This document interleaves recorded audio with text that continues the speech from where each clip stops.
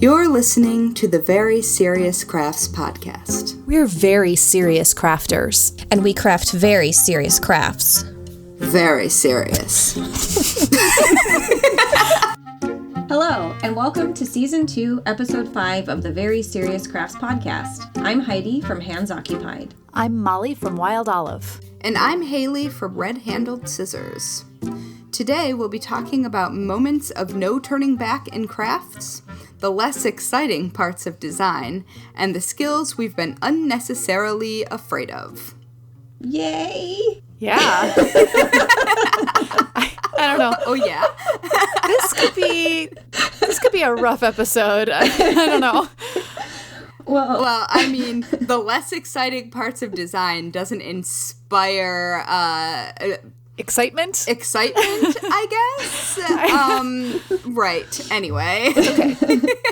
It's just the reality. Well, at least for this episode, I'm not massively sleep deprived. I listened to our Valentine's Day episode recently, and I just wanted to say I'm sorry I was so freaking tired, you guys, and listening.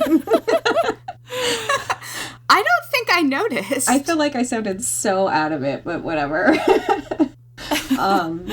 But since we recorded that episode, the new thing that's been keeping me up at night is I've become very well acquainted with the plumbing in my building, let's just say. Uh-oh.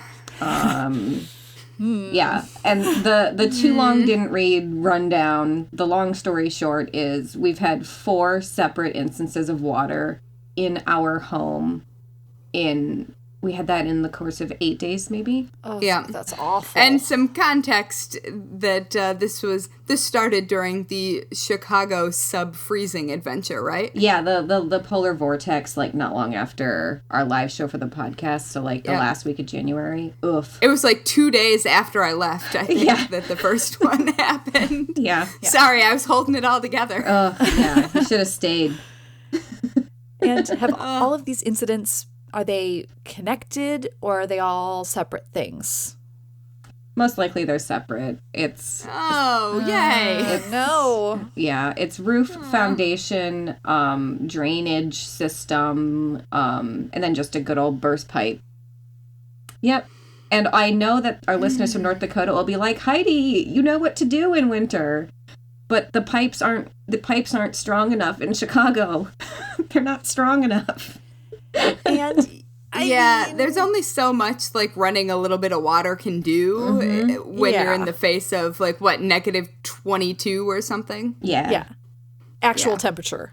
Yeah. Mm-hmm. It was, and you don't have necessarily the insulation that you might have in, say, Fargo. Exactly. So it's been a don't you know, fun time. Yeah. Yeah. Oh. Oofda, as the Norwegians say. That's a thing that the North Dakota listeners will know too. Anyway, enough for me. My latest thing is not quite as troubling as yours, Heidi, but it could be, depending on how you look at it. Wait a minute. I've been doing some research for a roundup post of dog knitting patterns. Already fantastic. I love getting to do this kind of work. But in the middle of it, I was looking at beds that you could knit. And I came up with this one that was, it was actually a crocheted, because the internet can't tell the difference between knit and crochet. That's a whole other thing, though. Oh, the internet's really bad at that. Yeah. But anyway, I have thoughts and feelings. We'll come back to that because we could talk about it as a whole topic, but it's a bigger thing than that. Anyway, I don't want to get too far off. So there was this... Reel it in. Yes. This really cute domed bed, and it was meant to be a cat bed, I think, because that makes more sense. Is it the pink one that everybody has seen? No, it's different than that. It's pink, but it had stuffed hamsters in it, I guess. And I immediately thought, my guinea pigs need this. I need to crochet them a little Heidi bed thing because, yeah. Of course they do. I don't understand how you haven't already done it.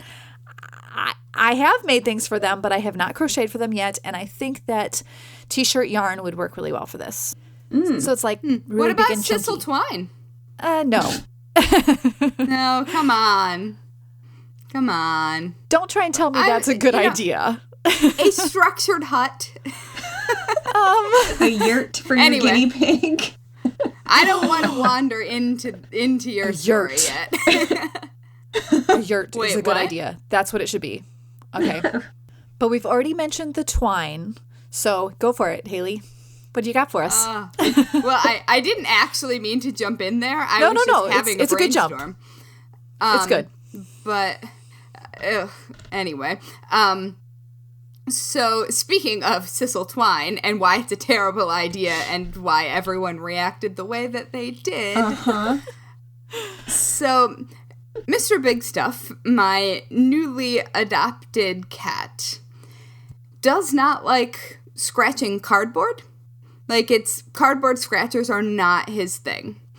And I have a turbo scratcher for him, which probably most cat owners have one of these. It's a little circular thing with like a track with a ball around it, and in the center is a cardboard scratching pad. And it's a floor, like an on the floor sort of thing. And so Mr. Big Stuff is super not into it, but he also needs to, he's diabetic and had some pretty severe muscle atrophy that happened when his diabetes was uncontrolled before he was mine. And so he needs the exercise and the movement that wanting to scratch something provides.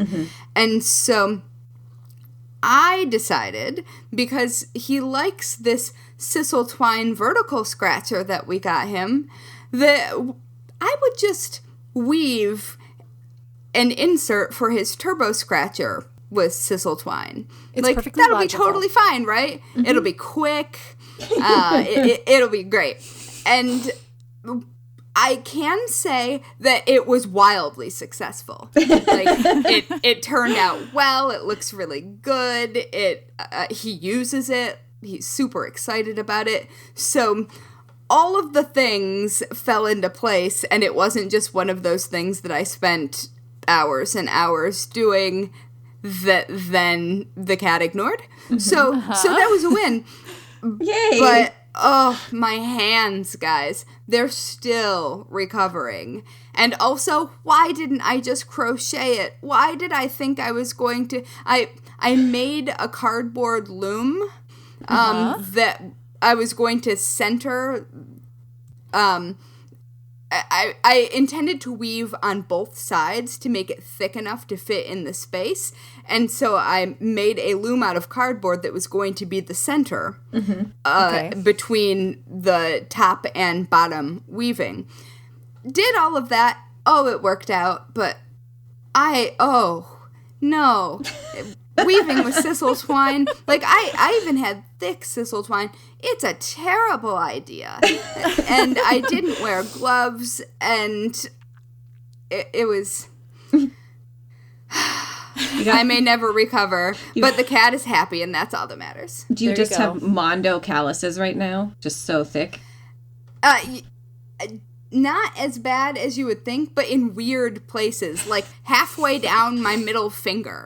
Like, I don't even know. Like, I guess maybe there's a pulling motion, but yeah, it's a mess, and whatever, it's fine. I will, because I'm so delighted that it's actually being used and that it also isn't ugly, I will put a photo up in the show notes, but... Oh, it was such a bad idea. Really, the biggest thing, though, is that he likes it, because we do know that cats, you never know how they're going to react to this sort of thing. No, I had a conversation with him when I put it into the turbo scratch. I was like, listen, we got to talk. Mr. Big Stuff. You will like this. You will use Please this. step into my office. Oh my Anyway. goodness. Well, that is so much more interesting than the topic I am segueing to now. I'll just warn you all, listeners, unless you are really interested in knit and crochet design. I like I this. mean, they probably like it. are. It's sort of like pulling back the curtain a bit. Yeah. Well, let's do it then. So, knitting and Pay crochet. no attention to the man behind the... There was Wizard of Ozing. There was nothing I could do. Well, welcome to the Emerald City of Knit Design. Can I continue this metaphor in any sort of useful way? I don't know. Probably not, because that's what Are always you happens. the great and powerful Heidi of Oz? I like being referred to as great and powerful. I am definitely the Wicked Witch of the West. I'm just going to call it. And Mollie's Glinda. She wears pink. I do wear pink. You're Glinda, the Witch of the North. All right. I have no Anyway. idea if this whole tangent will fit in anywhere, but I whatever. hope it does. I'll get you. All right, so the boring parts of knit and crochet design get amped. Woo! So excited. this whole week, I've been doing putting the final touches on the layout for a new shawl design that I'm doing for a collection that comes out in the fall with Zen Yarn Garden. They're a Canadian yarn company. It gave me a chance to work with really nice hand-dyed cashmere yarn, and I was not mad about it. Ooh, fancy. It was. And beautiful. So I did this design, and I had finished the sample probably in early January, and I even emailed my editor like, unless I lose an arm, you're going to even get my stuff early. Lol. Did not happen. Never say that. Why did you say Heidi. that? Maybe that's why my house has been exploding and all of these other things are happening. I You jinxed tangled myself. with the universe. I did. But as of now, I have untangled my universe and it's good. And so Yay. with this design, it is another Intarsia beast, because that's what I've really been compelled to make design-wise Intarsia lately. Beast trademark. Yeah. And so much like Intarsia Mountain, which was the other big Intarsia pattern I talked about designing on this podcast, when I was like, my chart has this many pixels per square inch, blah, blah, blah, blah, blah, if you'll recall from season Intarsia 1. Mountain is also a really good description of the process of designing it. Yeah, Yes. and knitting it, to be fair. Fair enough. Anyway, so yeah, I used a similar process to design this new Intarsia pattern. I used my Stitch Mastery software. I charted every stitch for the whole thing so that I could calculate the correct balance of what colors of yarn I was using so that I didn't end up with odd amounts at the end. Because the last thing you want to do, especially when you buy a really nice yarn, is knit this whole thing and be like, I have 50 grams left. This is like however many dollars of yarn. That stinks Yeah. for a knitter. Yeah, sure.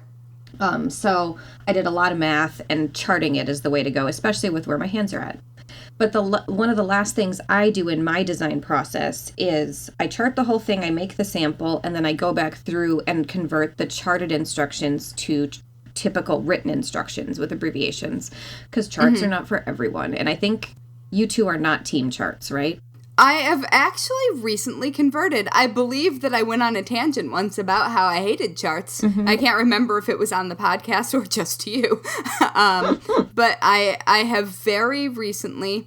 you were so surprised by that that I, in my current project, have... I decided to try only looking at the chart just to see.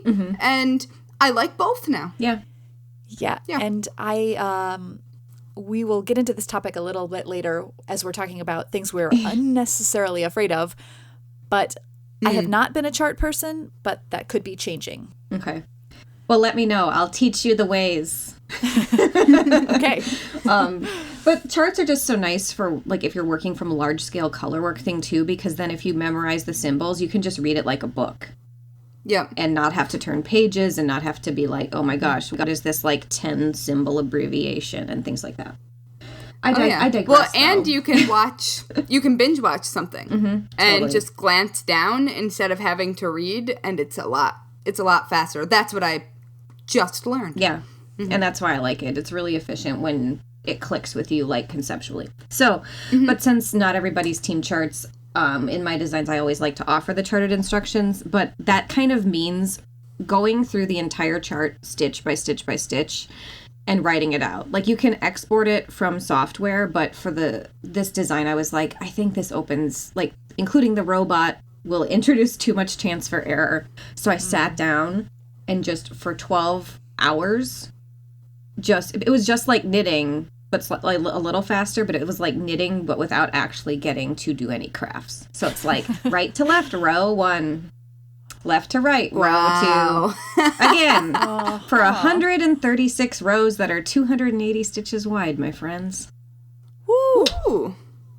Yep. That's a lot happening. It is. Yeah. So you're basically the robot. Yep. Not as much as Haley. Like, I can't compete with Haley's robot level, but sometimes I can be like a robot. That was not where I thought this was going. You're not wrong. I am a robot. But Wait, then does that make you more like the Tin Man? That would mean I don't have a heart. After he gets the heart. Okay. doesn't he that's find terrible. that he's always had one? I don't remember. Wizard of Oz spoilers. I don't even know. Wizard of Oz spoilers. Is that a thing? I don't think When so. did that movie I come have out? just made it a thing. It's been a minute. Well, it was one of the earliest color, like hand-painted color Yeah. films. So, what, the 30s? I was going to think, yeah. Yeah. If I were to don't guess, know. I would say 36, but I don't know why. I'm going to Google it right now. Good. Carry on, and I will get back Okay, to so you. here's a question for you, Heidi. Yeah. As you chart using the software, does the chart itself help you? Does that help you calculate the yardage required within the chart, or like, because I'm thinking like a swatch does that, it helps with a lot of that, but with the color changes and things, does that affect it in a huge way, or is it just the same? So what I do is I calculate my gauge and I calculate the rate, like how many grams per stitch I'm using. So then when I have my chart, so I can calculate my gauge, scale that up to the pattern. And this one I did without any shaping, so it's a perfect rectangle. So the math is a little bit easier. And I think it's also a little bit easier for knitters to like conceptually grasp too. But so I calculate how many grams of yarn, I know how many grams of yarn I have. I calculate the rate at which I'm using it per stitch. So then usually I actually physically print out the chart and draw my design because I want it to look like a person made it and not just pixel art. Right. Which charts can easily turn into depending on your gauge and all sorts of other things. And so I draw it out and then I count how many stitches per color my drawing works out at. And then I start altering from there. If I'm like, oh, I need to use more of color C and way less of color A because I don't have that much yarn, or I do it all out and I'm like, oh boy, I'm going to need to add a border, or I want to add a border or whatever. So it's interesting. And at the end of the day, it's all just basic algebra. And all of that math is my big way personally of saving my hands knitting and tearing out, because there's plenty of designers that I know who they are like queen of the frogs. They'll knit like a whole thing and be like, that didn't work, tear it out and do it again. Yeah, no. And I don't knit fast enough for that to be No. an option. But that's actually really interesting. And I think it's a really useful thing that most people wouldn't necessarily think of when they think of the design process. Like actually trying to be responsible with color use and making, like, the actual thought goes into making you not buy like 3 extra skeins that you're only going to use like 40 grams of or something like that. Like, or 50 yards of or whatever. Yeah. And that's really, I think that speaks to like the difference between just a random person who's perfectly capable of drawing a chart and customizing something versus the actual thought process of truly thought through professional designing. Mm-hmm. And it's also why, like, if somebody complains that a pattern costs too much, and I try to stick to the standard, like, independent knit designer pricing of around $5, but if I have a pattern that has 8 pages of charts plus an extra chart that's designed so you can do your gauge swatch using the same technique used in the finished pattern, so that, especially since these examples that I'm talking about are in tarja, that affects gauge. Often it flattens out your stitch aspect ratio, so to speak.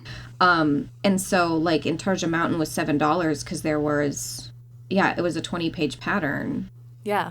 Oh, yeah. And then the swatch was its own chart, too. So it's kind of like, and if somebody doesn't want to pay that, that's fine. I have a lot of free patterns, probably more than I should, on my blog, and is what it is. Yeah, that's... Yeah. You're getting the quality that you're paying for in that. And I feel like a lot of people, especially maybe people who are newer to knitting, don't truly grasp that the reason that they think a pattern is good or bad, like whether they find it easy or not, has a lot to do with all of those background, or all of that background work that they never see going into making a truly quality knitting pattern.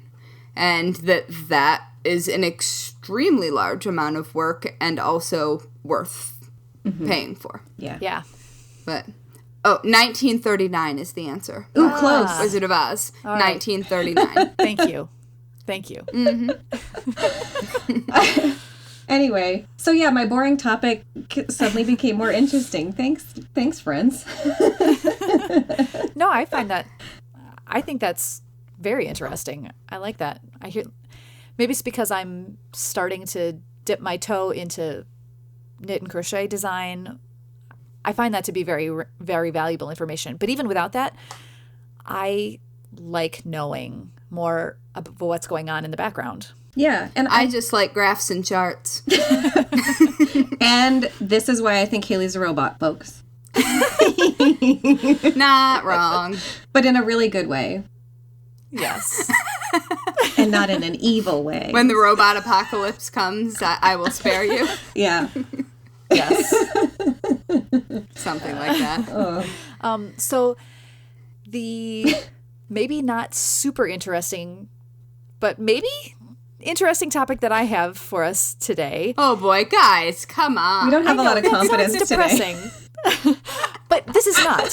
This is what I'm going to tell you about. The reason I'm talking about this today is because I was on Instagram and I had one of those moments where I was like, oh my goodness. Ah! It was that. And I probably made that actual sound. Wait, what was that? Yeah, just rewind. Just rewind to hear it again. And what elicited that reaction, Mollie? So I was just scrolling along and I was looking at punch needle because that's what we all do now in our spare time. And that's true, actually. Yeah. Just for people listening, that is really what we do in our spare time. Yeah. It's getting worse. It's getting worse. But anyway, I'm finding really good things, beautiful things. Amazing. Anyway, so I look and there's a video and this woman has a gallon bottle of Elmer's glue and she's pouring it all over the back of her punch needle. And I was like, I read the caption and this is, she was making a pillow. And so it's a pillow cover. And she said, you don't have to do this. You don't have to glue the back of your punch needle. But this is a step to preserve it because she has a family and they'll use this pillow and it will make it safer so it doesn't pull out. But all I could think of was once you start pouring that glue that's it. Now you have glue on the back of your punch needle.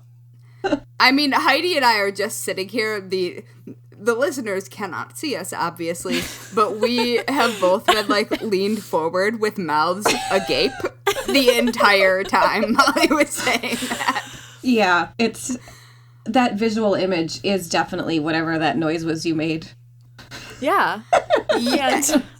And so I'll talk about this later with color work, but it was like the first time that I heard about cutting a steek. Yes. Yeah. Ooh, I was like, yeah, that scares me. Yeah. It's like, because that's it. I mean, if you got it wrong, you got it wrong. That's it. Speaking of steaking, that could be another podcast. Speaking of steaking, Yeah. I feel like Ned Flanders hosted. Yeah, in like 1999.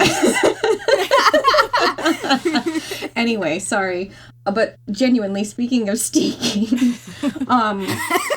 can we just talk about, like, what a psychotic monster, like, must have been the person who was like, I know, I'm going to do this beautiful color work yoke. I imagine it was February somewhere in Upper Scandinavia, and they had lost their mind. And they were like, I'm going to do this yoke and cut it in half. Yeah. You know what I think happened there? I think they spent all of this time doing this beautiful thing, and that during the time they spent doing this beautiful thing, somebody who shall not be named because they are imaginary gained 30 pounds. I mean, okay, so And that listeners- needed to zip, not pull. For listeners who don't know what steeking is, because this is a new, Oh, right. Yeah, that a might new help. term for me. This is where when you do like knitting color work, you're working with multiple colors or like fair isle knitting, and it's easiest to work in the round, but not everything you want to make would be knit in the round. And so it's a way of basically you make a place where you cut through the knitting to open it up, make it flat, or make a cardigan. Yeah, and make it into a cardigan, yeah. Yeah. And honestly, when I learned about this, I was, are you kidding me? What is this madness? So, Yeah. that's weird. It's It's terrifying. madness. Well, It's it what is, it is. yeah. Madness. And also another argument for working in the round there is your tension will be more even if you're working all in knit Sure, stitches. Oh, sure. And still. Yeah, knitting is a minefield cutting of through it. horrors. Cutting your knitting in half is never the first place that I would go to. So, yeah. No, thank you. But it got me thinking about all of those things where that exists in a craft. On a smaller scale, I recently was working on a project where I was making a countdown board, and I had this wooden, it looked like a section of a fence, sort of, but it was like planks, like plank wooden thing. Anyway, so I was using that for a project, and I needed to paint it, but it was with a type of paint that I had not really worked with much before, and I could kind of test it. I could do like a little test on the back, but I knew that once I put the paint on this thing, it was never going to be the same again. I thought I probably could paint over it, maybe, but I wasn't really sure. And so once the paint touches whatever it is that you're doing, there's a chance that that's it. And I didn't want to have to go out and buy all new supplies. That would be what I would have to do.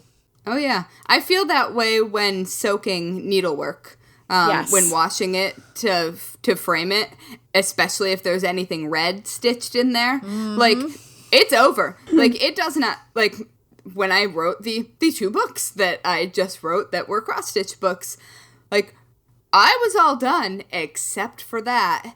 And, like, the moment that needlework hits the water, it's all over. Like, it could go terribly, terribly wrong, and there is absolutely nothing you can do about it but start over. Oof. I had that happen to me once.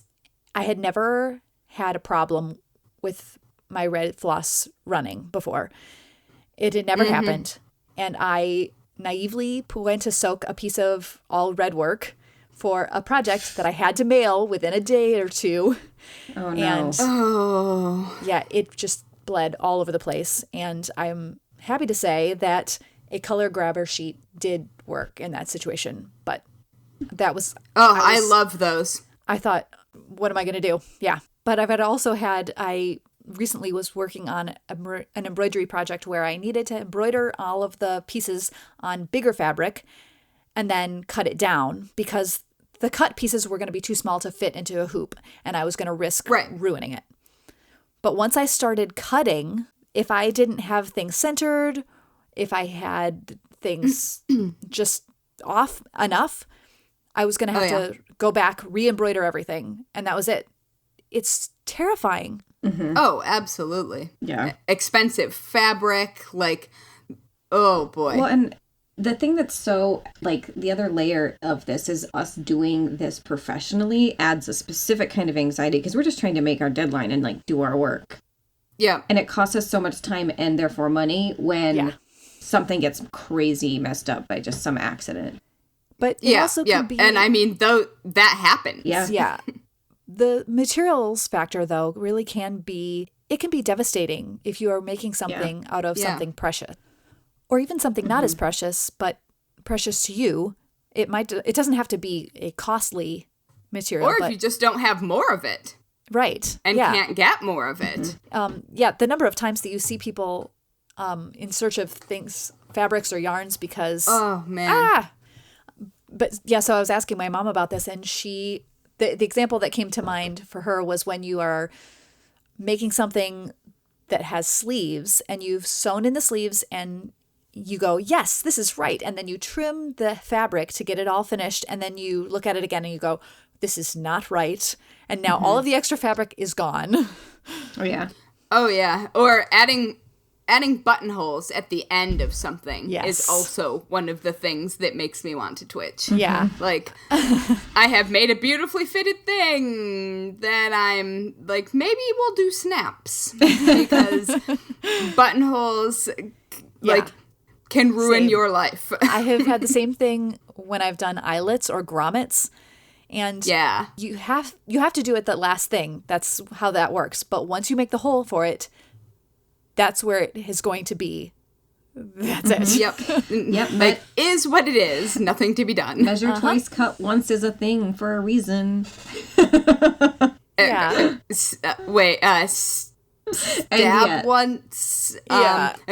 Like, think 30 times, stab once? I like think 30 times.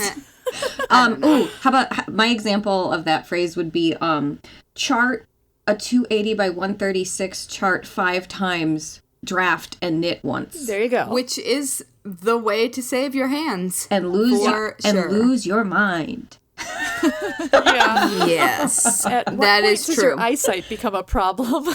Right?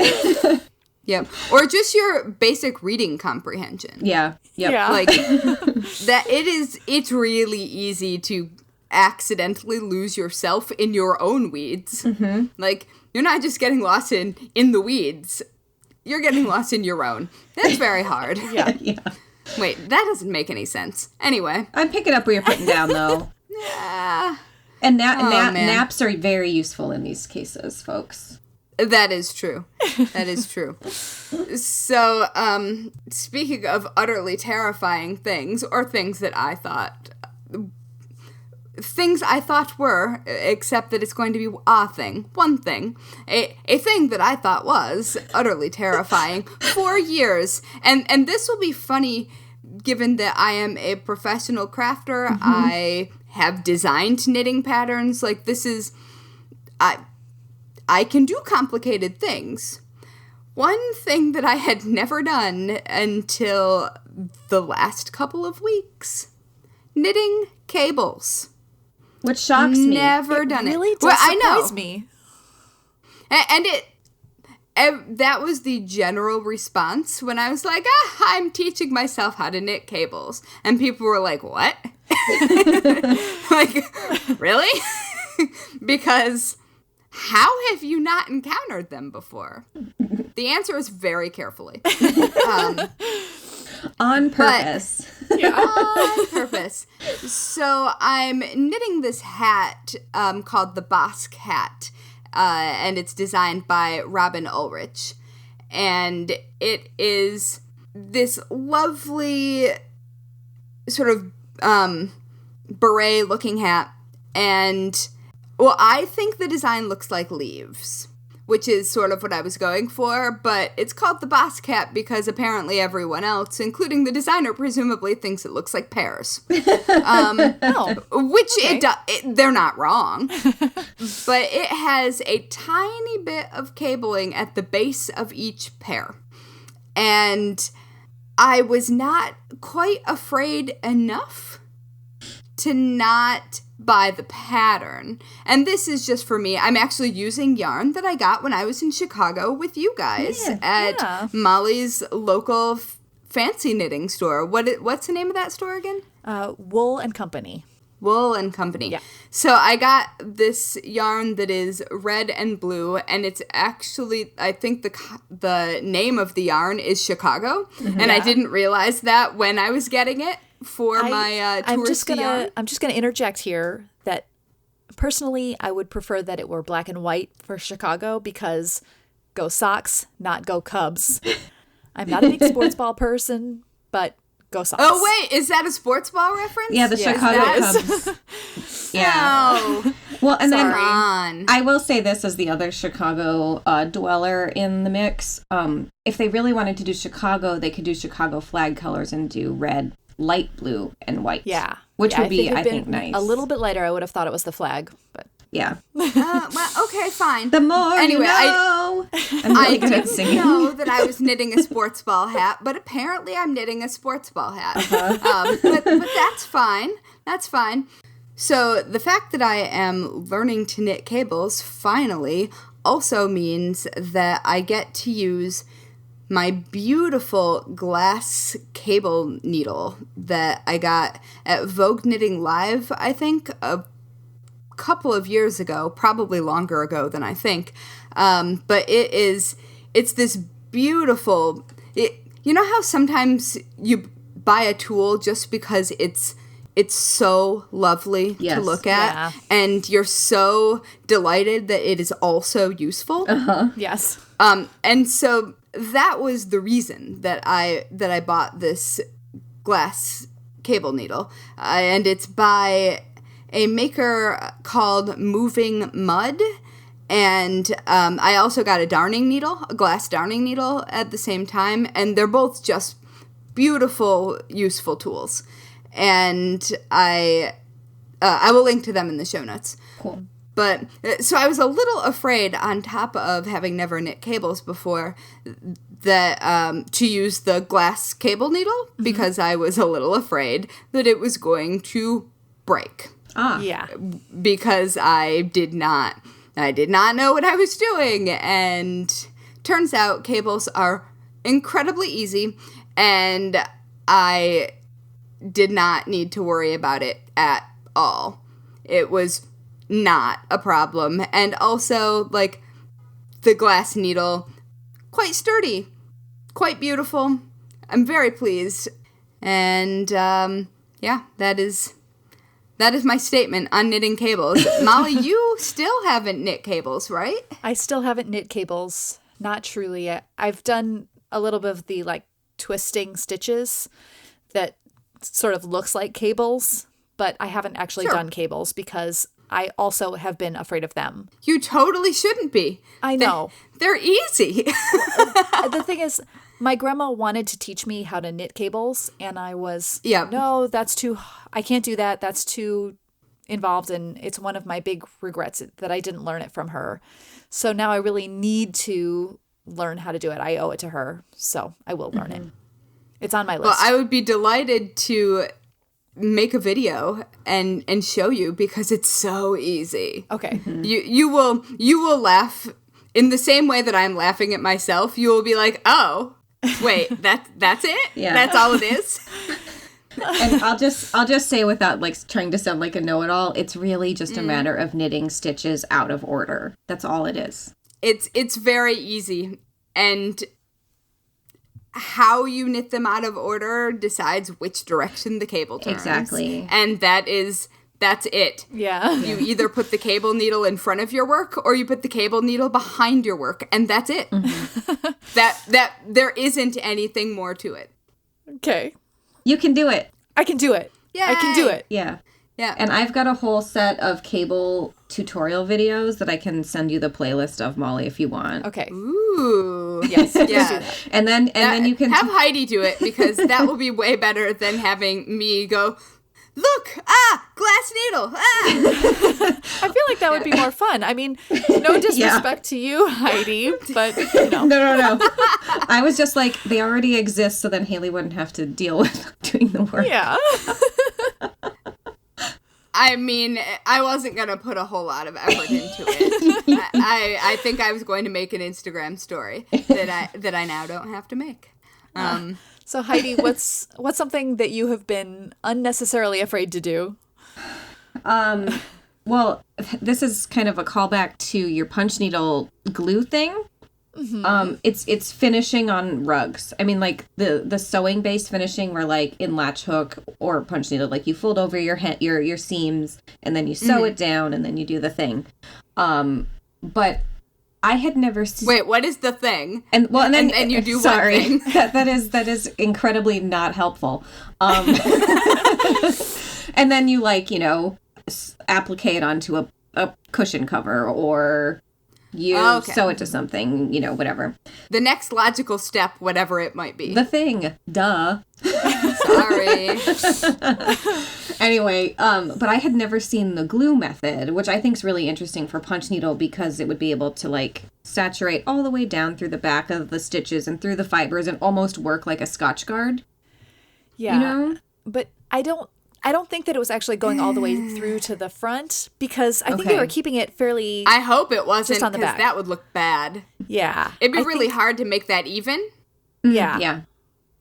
Well, and so the Elmer's glue thing was something I was new to for rug finishing, but what I had read a lot about in like the vintage craft books that I referred to when I wanted to really get into latch hook, when I decided that was a thing I needed in my life. I mean, it was, but it was like... I mean, it really was. But yeah, so in the Reader's Digest Complete Guide to Needlework, specifically, they have a section on finishing a latch hook rug with latex on the back. So you use liquid latex, and it's almost like screen printing. You smooth it out, so you try to get the distribution evenly, and then that locks in the fibers, but also is a rug grip on the back. Oh, I made soles for crocheted slippers. I wrote a whole tutorial about doing that on wool. Yeah. Or on wool felt soles. Yeah. Mm-hmm. And I think the thing that scares me about these... that makes sense a lot. Yeah. Yeah. And I think it's the visual image of, like, the gasp noise Molly made, but also the, like, how would you get it even? How does it dry? How bad can you mess this up? Yeah, and that is the problem that I find, generally speaking. I am capable of messing things up on a level unimagined by the person who was writing instructions, because I overthink every single part of it, and I will spectacularly fireball fail. Something, the easier it's supposed to be, the more likely that I will do something that it's never occurred to the person who was instructing me how to do it that anyone might do that. It's rough. Oh, that's funny. Oh, yeah. Liquid latex. I don't know, man. Liquid latex is cool, though, because it isn't quite as liquidy as as Elmer's glue. So and I say this as a former gothy youth with some experience with liquid latex, that it is, like, the viscosity is different. Yeah. And, like, its ability to soak into things is also not the same. Like, it doesn't want to. Yeah. In the same way that a water-based glue would like to. Well, and then it's also, like... maybe this is getting a little into the weeds, but also, like, wool is a naturally repellent fiber, so that might impact how this works from a, like a very small, like, zoomed-in perspective, so to speak. But that actually makes a lot of sense. That would make it much safer to use, well, anything. Yeah. But, and also maybe why the Elmer's glue thing isn't the worst idea that I think it is. If someone was using something with lanolin already on it, it might be fine. I think that the secret here is to make it small and simple, and then you'll get a better idea of how scary it's going to be, and you won't feel quite as like, I'm breaking everything. And I mean, if you could pour those something on, it's not the same as trying to to slowly dab. You're more likely to get something to soak in a way you don't want to if you are trying to do small sections as opposed to just pour a vat of glue on it. Well, because you can do that fast and then you can flip it over. Yeah. So it isn't upside down the whole time. Right. And I don't know what this technique looks like, but I will send you the video. Oh, please do, so we could all gasp and grab our hearts. Yeah. But so starting small, I'm just going to segue a little bit here. Very smooth. Yeah. Thank you. Smooth as latex. Anyway. That is very smooth. I used that small idea to do one of the things that I've also been afraid to do, which is to knit socks. Yes. And I knit a teeny tiny sock. I've only ever done... And it's cute. Thank you. I've only ever worked with double-pointed needles one time before, where I made one single hexie puff from the Beekeeper's quilt. You all know that one, right? Mm-hmm. Oh, yes. Yeah. Ages and ages ago, I made one hexie puff. I still have it. It's adorable, but it's one. Anyway, so yeah, I had never really done double-pointed needles, and now I made this little sock, and I feel like, okay, I don't know why I was afraid to do this. I can do this. Oh, yeah. The first time I made a sock, I felt the same. Like, the time came to turn the heel, and I was like, oh, that's math. That's easy math. Mm-hmm. All right. Yeah. That's fine. That is not a problem. It wasn't bad at all. I also, all of my things that I'm afraid of to do they're always related to knitting. And yeah, I don't know why that is. Anyway. Because knitting is terrifying. Yeah. Dun, dun, dun. Disagree. But I did some color work. Wait, what was that again? I just mouthed like disagree Oh. about how scary knitting is. Yeah, no. I mean, I also disagree. Yeah, exactly. Once I'm actually doing it, I'm like, why was I worried about this? But anyway, it's actually really forgiving because you can undo. Mm-hmm. You may have lost some time, but you haven't cut anything, probably. But yeah, so I did some color work for the first time as well, and really, really was excited about that. Now I have all these things that I want to make. But anyway, in the middle of this. That is the problem, that trying these things, like no longer being afraid, begets more projects. Yep. Yeah. So Heidi, do you have any other things that that have terrified you? No, I'm fearless. Wow. Yes. That's what happens when Heidi gets sleep. She does things. She does things and is fearless. I appreciate that. And designs things and all of the things. I mean, spinning is something that, like, in theory would be fun to get into. It's such an investment of time and money, and I already don't have time and not enough money for a huge another investment.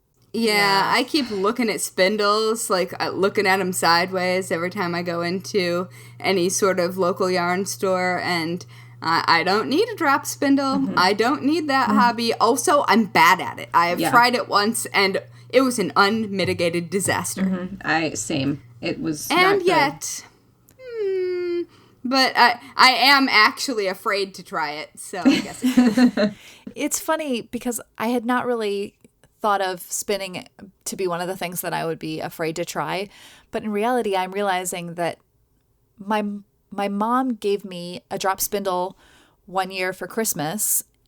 I was, I don't know, I was probably like 12 or 13 or something. Mm-hmm. And I still have it somewhere, but I've still never used it because apparently I was a little nervous about doing that. And I never really thought about it until now. I mean, it's... I have seen someone new pick it up.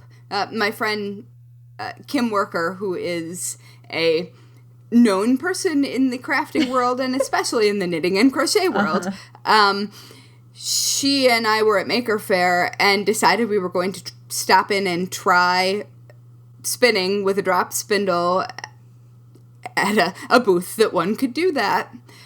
I sat down and utterly failed. She sat down, and I can't remember if she'd ever done it before, but she sat down and was just like immediately fine. Just like, oh, come on. Yeah. Oh, it was embarrassing. We'll eventually get there. We'll eventually master all of the crafts. All of them. It's only a matter of time. Yeah, exactly. That's actually scary. There are so many, and that's the thing I'm most afraid of, is that I'm going to want to be like, I really just need to do all of them. Mm-hmm. No, I need to cut it off at some point. So at the end of the day, it's literally a matter of time with these things, and that's what's so scary. Yes. Yeah. And that is why we make things for a living and also have a podcast about making things. Oh, right. I feel like the podcast has caused more of this than me doing this for my work, because a lot of these things I'll be like, well, I don't actually do this for my regular work. And then I go, oh, but it's okay because I can talk about it on the podcast. And so suddenly it's magically work, like anything we want to try. Yeah. Like everything nice, we turn it into work. Indeed. So at this point in the podcast, I would like to wrap things up a little with something that I forgot to do, and something that I should have done in a previous episode, and I'd like to do it now, if that's all right. Go ahead. All right. So I failed to do something pretty important in Season 1, Episode 17, and Cammie, one of our listeners, was kind enough to bring it to my attention. Yeah, thank you, Cammie. Thanks, Cammie. So in case you don't all remember our episodes by number, Episode 17 is the one where my mom joined us, and then I told a story about the TSA searching my bag for a mysterious blade that none of us could find, and the hilarity that ensued. If you haven't heard that episode, I'll fast forward to the end and say that after a pretty long search through my project bag and a lot of confusion, I ended up finding a forgotten credit card multi-tool that was hidden in my wallet, which I then handed over to the TSA agents. We all had a good chuckle about it, and then I went on my merry way. Which brings us to the thing that I failed to do. What I failed to mention in that episode is that the reason this interaction turned into a funny story that I could tell on a podcast, a silly adventure with the TSA, instead of a scary or even possibly dangerous incident, is in large part owed to the fact that I, like my two co-hosts, am a middle-class white woman. If I hadn't been, this could have been a very different kind of story. It is a very different kind of story for many of our friends within the crafting community. And the thing is, I was aware of my privilege as I was telling the story. But it doesn't matter. Being aware isn't the same thing as saying something. And I should have said something. Next time, I will say something. Mm-hmm. And so, thank you, Cammie, for taking the time to start this conversation with us. It was a really important one for us to have. Yeah. Additionally, in light of the conversation on racism and representation that has been happening within the knitting community during the past weeks and months, we, the hosts of the Very Serious Crafts podcast, have also made a statement in support of our friends of color over on our Instagram account, where much of this conversation has been taking place. So we usually end each episode with a bit of light chatter, but today we think this is a good place to close. You can find us on the internet on Instagram and Twitter at Serious Crafts, and on Facebook at Very Serious Crafts. You can also find show notes and all things Very Serious Crafts at veryseriouscrafts.com.